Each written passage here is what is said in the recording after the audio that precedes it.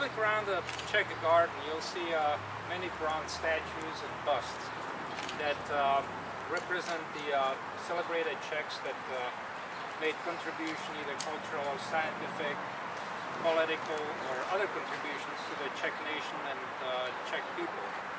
But today we're not going to discuss in any detail their contribution. Instead, today we are here to pay tribute to an artist that created their portraits in bronze. And it's a Cleveland sculptor of Czech descent, Frank Jirouch.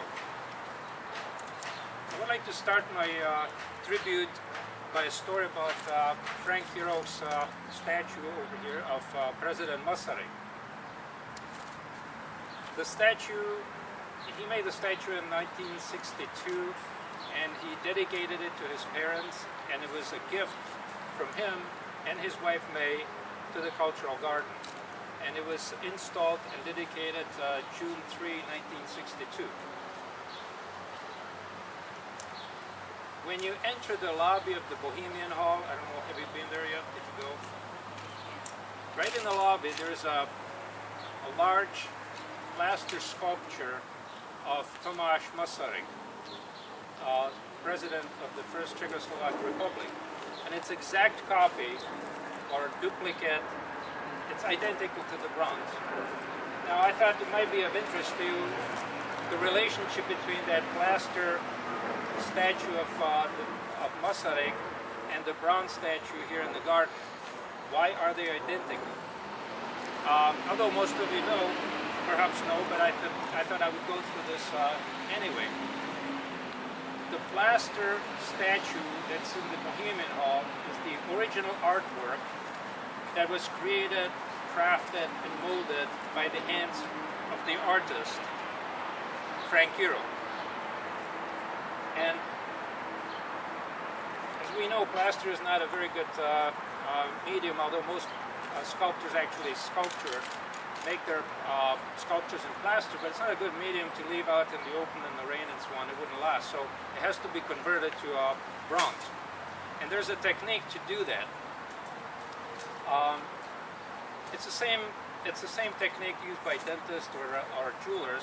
It's called lost wax technique, where basically you have to make a plaster copy of the original plaster work, and you make a mold, and then you fill the mold with wax. You break the mold away. Now we have a wax copy, identical copy of the original. So you take the wax copy, you invest it in investment material, which is a plaster-like material. It hardens. Then what you do, you burn out the wax, and in the place of the wax you inject the molten bronze. When it cools down, you break the investment away, and you have the copy of that original artwork in bronze. Now, after the installation of the bronze statue in 1962, the plaster original had to be turned over to the city of Cleveland, because every statue that's given to the city or is installed in the city park, becomes property of the city. And the city actually did a very good job creating it, protecting it, and all these years it was stored undamaged in the storage, somewhere in the city storage. And it was actually Paul Burek that discovered it in the storage. And he lobbied the administration for over 2 years to have that statue, or the original statue, released and be exhibited at the Bohemian Hall. And obviously he succeeded, and we installed it in the Bohemian Hall. It was dedicated only about 4 or 5 months, 4 months ago. And the installation, actually, which was on March 6th, 2011, incidentally paid tribute to both Masaryk, President Masaryk, and Jirouch, because it was only 1 day before President Masaryk's birthday and only 3 days after Jirouch's birthday. So it was sort of an interesting coincidence that that day was so close to both of these men's birthday. I would like to now talk about Frank Jirouch, a sculptor, painter, lithographer, wood carver, decorator, etcher, and also an entrepreneur. Frank Louis Jirouch, and by the way, I will continue pronouncing it Jirouch. I'm just used to it. That's right. He was born here in Cleveland, March 3rd, 1878, and he died in Cleveland in 1970 at the age of 92. His father, Anton Jirouch, was Czech, and he came from, he immigrated from Bohemia in the mid-1800s and worked as a machinist here in Cleveland for many years. Young Jirouch, as a boy of 13, also worked as a machinist, but soon he discovered his artistic talents and trained himself as a wood carver and decorator. And he worked as such until 1900, roughly.